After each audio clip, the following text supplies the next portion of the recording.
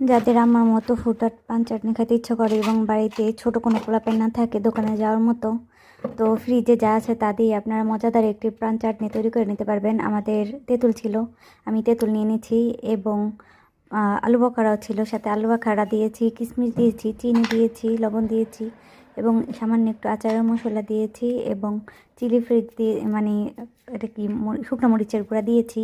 Sorry, ignore করেন, আমি ইংলিশে একটু দুর্বল। এবং পানি দিয়ে নাড়াচাড়া করেছি প্রায় 1 মিনিটের মতো। 2 মিনিটে যেহেতু আচারটা আমার রেডি হয়ে যাবে, নাড়িয়ে থাকবেন যতক্ষণ কালো না হয়ে যায়। এবং হয়ে গেছে আমার আচারটা। এখন আমি মশলা দিয়ে দেবো গ্রানের জন্য এবং মশলা দিয়ে ফাইনাল টাচ আমার আচার হয়ে গেছে। এই যে গরম গরম, অনেক গরম এখন।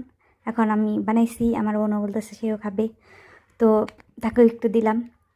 2 মিনিটে আমার এই আচারটা কেমন লাগছে আপনাদের জানাবেন। আর আপনাদের ভালো লাগলে আপনারা বাসায় ট্রাই করবেন। এত অল্প সময়ে এত মজাদার একটি আচার যখন বাড়িতে দোকানে যাওয়ার মতো কেউ না থাকে তখন এটাই একমাত্র সঙ্গী। তো ভালো লাগলে লাইক দিবেন।